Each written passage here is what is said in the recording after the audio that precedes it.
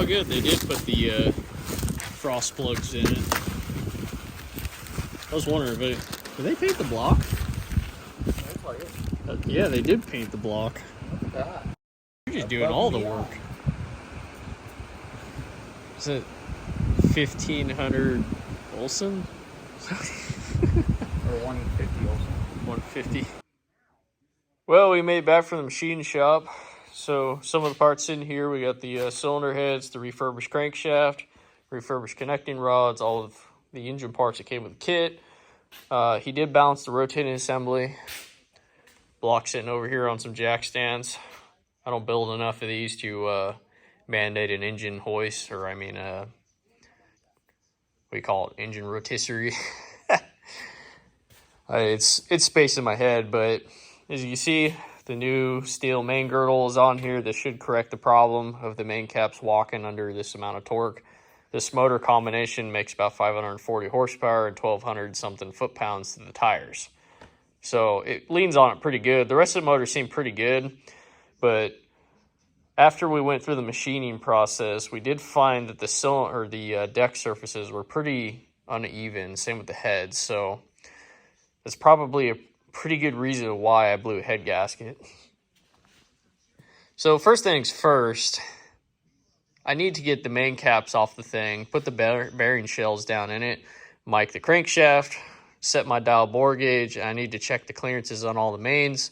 Once that's established, I will proceed to drop the crankshaft down in it. And then the next critical thing is I need to hang one of these pistons on one of the connecting rods and put it in the bore and run it to TDC on one of these holes. And then I need to check piston protrusion. He didn't take anything off the pistons because since I'm assembling the motor, when you resize the rods, refurbish the bushing at the end of the rods, do a line bore on this whole thing, everything changes from where it was. So if you take 8 off the deck, you don't necessarily want to take 8 off the piston because the piston could have came down in the hole anyways. So that's what I need to really get done is just get the crankshaft laying down in this thing after I check the main bearing clearances and then check how much piston protrusion that is, because if I have too much over spec, pistons are going to have to go down to the machine shop and have a nice haircut taken off the top of them with a mill machine. So we'll get started on that.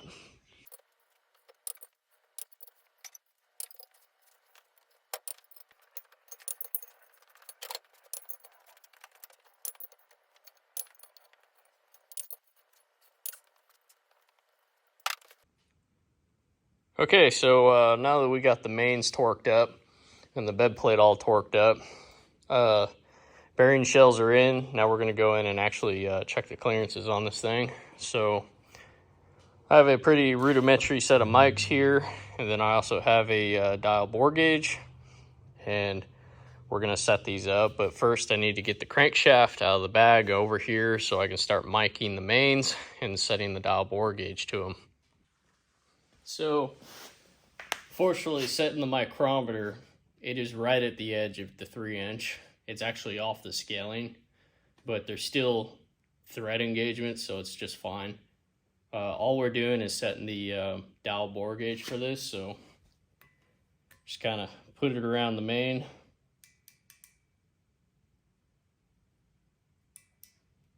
Set the lock. So now that that's set, I mean, it's right at the edge of this. So, not ideal, but it'll work.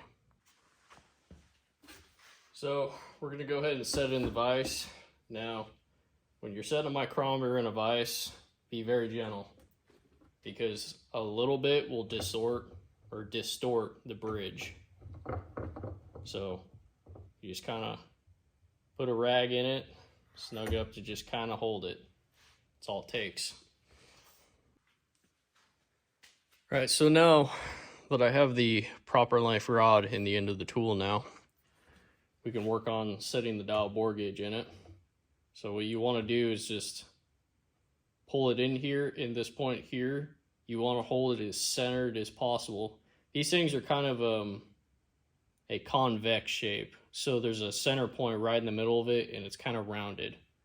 So the closer to the center, the better. And then you swing it around in here, right in the middle, until you just find where it kind of just wants to hang out in. And you just rotate the 0. All right, now we got it set. I'm a little bit of a perfectionist. A half a thou, that's really hard to get. So if it's a little bit of a half a thou off, that's fine. So now we have the tool set. Put it in there. Then find your lowest value. Well, that thing is like dead nuts right at 2.5.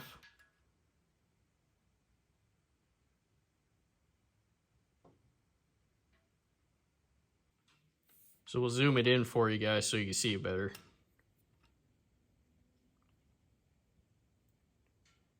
Yeah, so what you're looking for your tightest point to the 0. Closest we can come to that. Hold on a second. Yeah, right there. About 2.5 thou. Which I think that's a little on the tight side, but I'm gonna have to check the specifications. I mean, I run that in gas engines generally, so.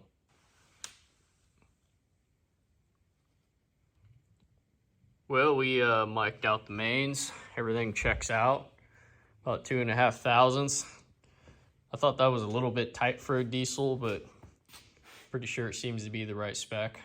But I'm only dropping the crank in it to find out piston protrusion, hang a rod and piston together, put it in the bore, put it at TDC, see how much sticks out of the bore or out of the deck of the engine block.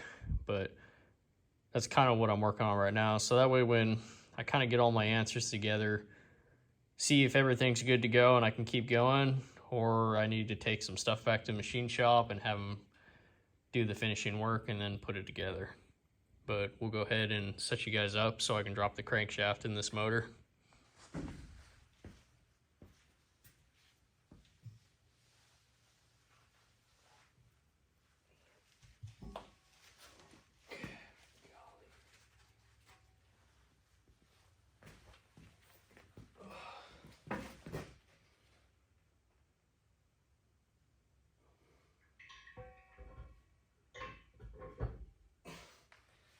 Boy, that thing ain't getting any lighter.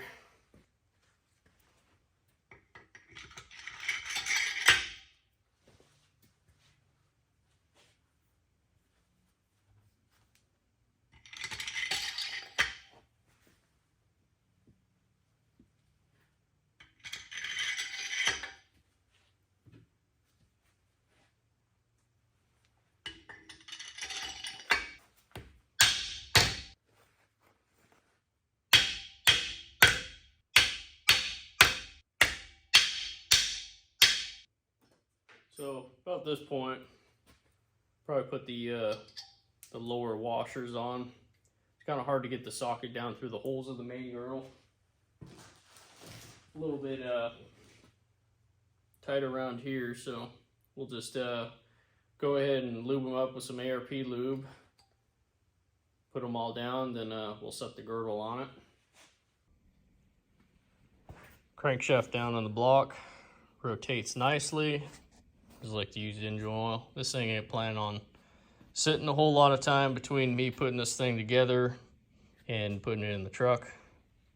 But we're just measuring end play here. It's on the tight side.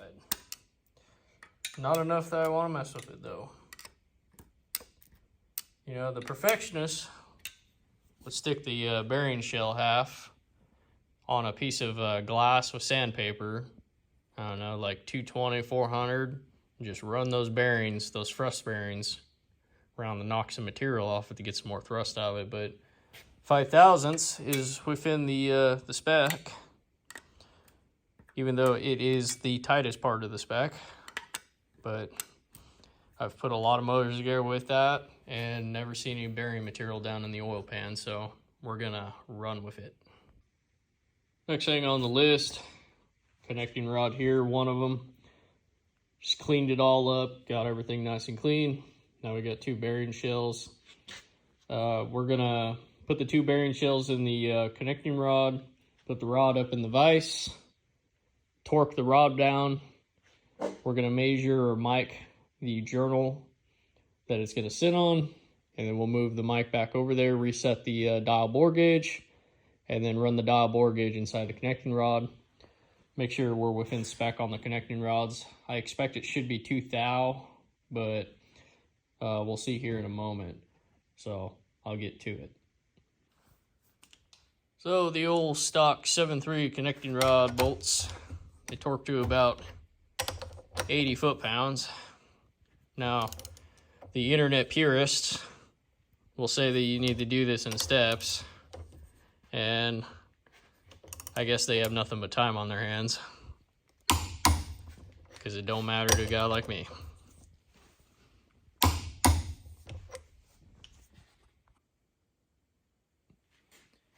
Okay, so got the dial bore gauge. Same thing as the crankshaft. You set the micrometer, put the micrometer up in the vise, set the dial bore gauge. Now we're ready to measure the clearance. See where she comes out.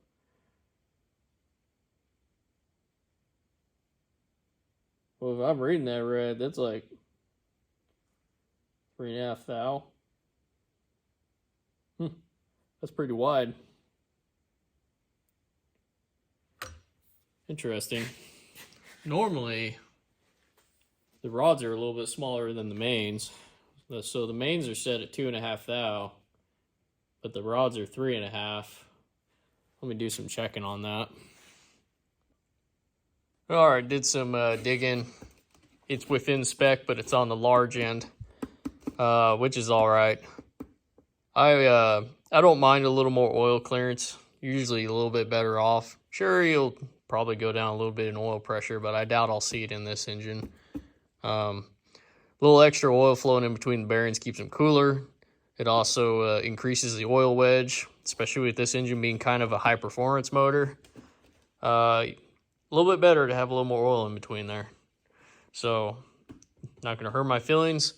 We're going to take the connecting rod out of the vise there, put her back on the bench. We're going to hang a slug on it and put one down in the hole without the piston rings, and we will check piston protrusion. All right, so it's the next morning. I assembled a connecting rod and piston, put it in the bore, snugged up the connecting rod bolts, and then I basically turned the crankshaft back and forth until I found TDC absolute 0, zeroed it out on the dial indicator, and now I'm going to check my crude way of how to do piston the deck clearance. This isn't the most accurate way to do it, but it should get me in the ballpark. So I'll set you guys up in the tripod and we'll watch this together. Okay, so confidently zeroed out. Now when you're wanting to do this way anyways, try to line the actual dial indicator up with the wrist pin of the piston, because there's less piston rock to be had in the measurement. So if I just take the magnetic base and release it, so we're still 0, and then we go over to the end of the deck here, remagnetize it. So that comes out to be about 24, 23. Yeah, about 24 thousandths. So we come to the spec sheet here, piston protrusion, 10 to 34 above the deck. So we're right in spec. We're actually looking real good. That's really good considering everything's resized. Well, welcome back everybody. Back from another week of fun-filled truck driving. So came home to work on the old 7.3 powerstroke project. So I got it out of the bag, flipped upwards on the jack stands, and now we're working on ring gap. And you start with the oil expander. Now, let's go to the paper here and check out the specs. So it says piston ring gap here. Top is 14 to 24, which holy crap, that seems kind of tight. Second is 62-72, oil is 12 to 24. I opened up the oil ring expander up to, I think, 58. Because my whole theory behind that is when the gases get below the very top ring, they leave a big gap for the second ring for it to pass through, and you also want it to pass through the oil expander ring into the crankcase. So that way you don't get any gases built up in between your piston ring lands to help lift these rings apart off of the sealing surface when they're in operation. Otherwise you have uncontrolled combustion going past the rings because they're all floating inside the ring lands here. But the top one is a little tight. So this one's 25 thou. Now that's on the top end of the spec, meaning that they want it from 12 to 20. No, that's oil. The top one to be 14 to 24, which, holy crap, I don't even run gas motors that tight. And this is a diesel that makes 540 horsepower and like 12 to 1300 foot-pounds of torque. We're putting a lot of heat through this thing, so we're going to open the gap up to either 25 or 30. I think I'm just going to settle on 25 and leave it on the big end of the spec, because apparently the factory 7.3 motors that I've been pounding on have been surviving, but I would rather be safe than sorry. So now we got our top ring here, stick it in our little Chinkadera ring grinder here. Try to keep the gaps as even as possible when you're doing this. Sometimes they're a little tough to hold on to. And then there at the very end of measuring and doing all this, we'll take a file. We'll just come in here and just knock the edges off. Sharp edges to help keep from scoring up the bore, of course, and the piston.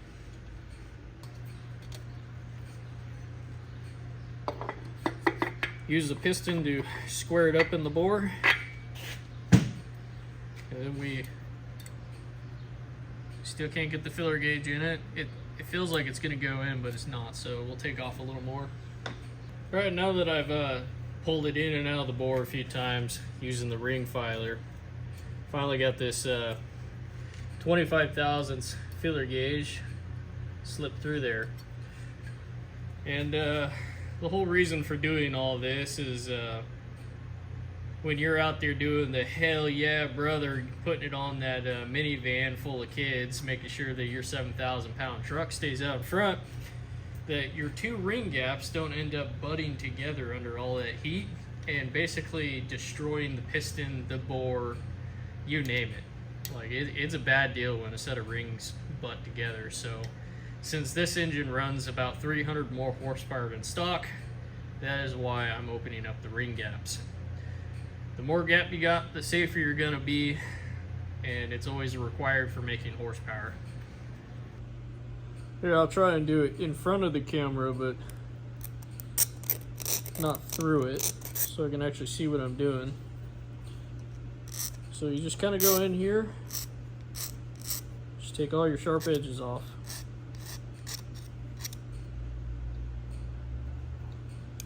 And once you go through and do this to all 8 cylinders,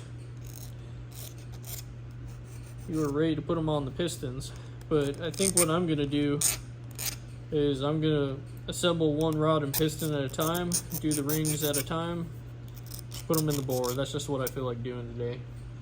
But I'm not going to film all of that because this is really tedious. Pulling it in and out of the bore, refiling, putting it in there, measuring. So we'll see you back when I start hanging some pistons in the bore and whatnot.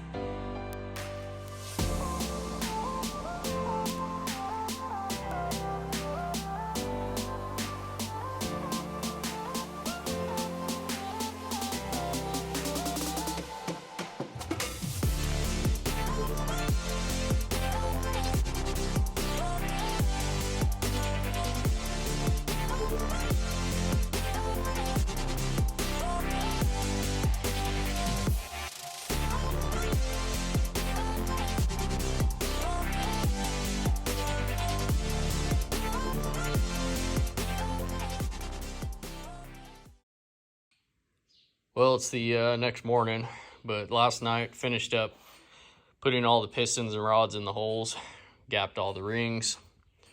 Now what we're going to be working on this morning is the original motor to my 97 truck. This is the one I cracked the block in a while back. Need the front timing cover off of it. And the reason why is from 94 to 95, they put the oil pickup on one side, and on 96 to 97, they put it on the other side. I can't remember which way the orientation went, but the reason why is the main girdle that's on the bottom of this block, that steel plate that holds all the mains together, is specifically cut for this timing cover oil pickup assembly. So we'll get to tearing this motor down and snatching the parts of it. I'm also going to steal the camshaft. This motor ran really well when I had it. Really smooth. So that's part of why I kind of want to take the cam out of it too. They're probably not different. They're probably like the same part number, but just for good measures, I'm going to steal it because for some reason this engine always had a gallop. Now I've had a balance, and it didn't matter what injectors, setup, anything I put in, it always had an imbalanced gallop to it, and I couldn't figure out why. So to help eliminate that being the case, here's the cam out of it that I tore out of it. This engine's been balanced. We're gonna put the cam out of the 96, 97 motor in this motor. So that way I've changed pretty much everything that could possibly lead to that gallop idle or that weird running condition that this motor specifically had. So we'll get to it.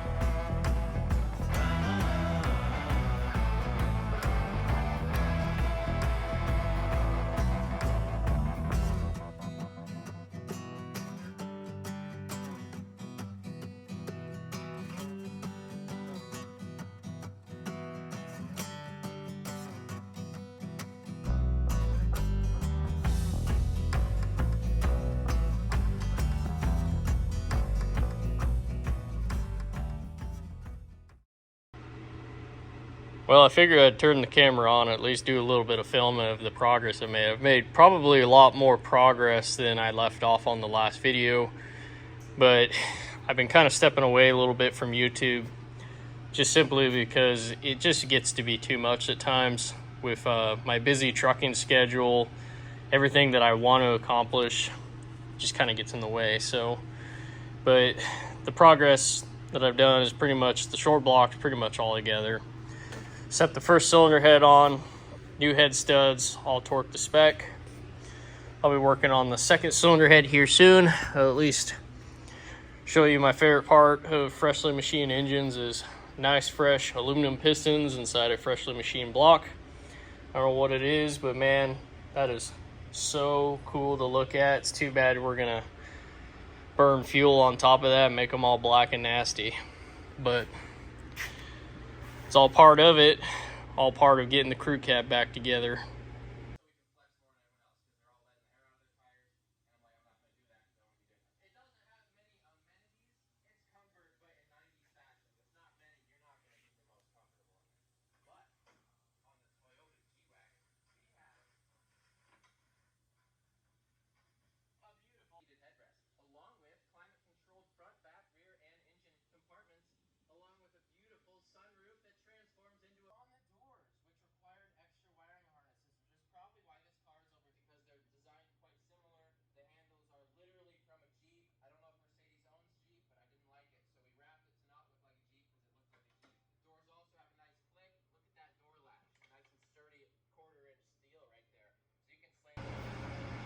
Well, it's the next day, and we got both cylinder heads set on there, and we got all the head studs torqued, went through all the sequences. And then the big thing with 7.3 is there are 8 individual head studs that are just a hair shorter, like we're probably talking less than a 1/4 inch shorter. And these go underneath your injectors, because your injector hold down bridge covers up the top of that, and it's super close, so if there's anything above the nut, it will touch it. So be mindful of that when you're putting one of these together with head studs, is there are individual studs that are just allocated to underneath the injector. The rest are a higher height. So got the head set on it, and now we're going to be working on putting the Smith Brother push rods in. You need these when you start turning the power up above 400 horsepower, because then you'll fold them. I also have comp springs in this thing. Basically, as you start turning up these diesel engines, they start floating the valves. And then the other part of it is the exhaust valve starts coming under a lot more force than it has ever come under before when you start adding fuel and air to a cylinder. Because what happens is, like any engine, when you start increasing the horsepower, there is so much more fuel and air in the cylinder, so there's a lot more fuel and air burning. So it goes all the way to the bottom of the cylinder, and when that exhaust valve needs to open, there's still cylinder pressure in there. So that's what you have to be mindful. I didn't bend a push rod until I went above 450 horsepower. Below that, you can get away with stock springs and stock push rods. About 450 horsepower seems to be the magic number. But anywho, we're gonna go ahead and fish the rocker arms out of the box somewhere. Here they are. And clean everything up and put it on the long block.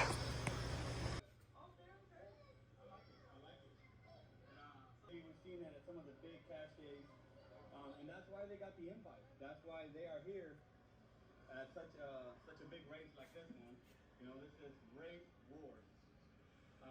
And the idea basically is All rocker arms and injectors are installed. Everything went the good. Redid all the O-rings, gaskets, little copper washers on the injectors, and it's final installed. I learned this from a boss of mine back when I was a mechanic, and when you don't have any way to prime a perfectly fresh engine, you kind of want it to build pressure as fast as possible. So here's the 7.3 powerstroke oil pump. Now, this is the steel gear in here. What I like to do is just take the white lithium grease and just completely get it in every hole, nook and cranny, pack this thing completely full. And literally the moment the crankshaft starts turning, as long as the pickup is perfectly sealed off, this thing will pull oil immediately. Like as soon as the crank just barely starts turning, instead of it having to get up to a certain speed and then draw the oil up in it. So this is a pretty critical step for a crank-driven oil pump, so I recommend it to anybody else. Just make sure you're being very cleanliness, because this will be past the oil filter at that point. Actually, I'm wrong. It will go to the oil filter. So we got the Ford sitting there, ready to go. I am going to pull the front clip off of it and whatnot, because I'm going to trade it out with the one that's on my service truck. But I won't be filming that. This is just about the motor. Come in here and finish out the video and show that the engine is all together, ready to go. Other than the Y pipe or the turbo merge pipe won't be on there when I drop it in the truck. But everything else is pretty much the way I drop them into these trucks. If you can do it without taking the clip off them in this way, you just have to do certain things. But there's a completed motor, ready to go.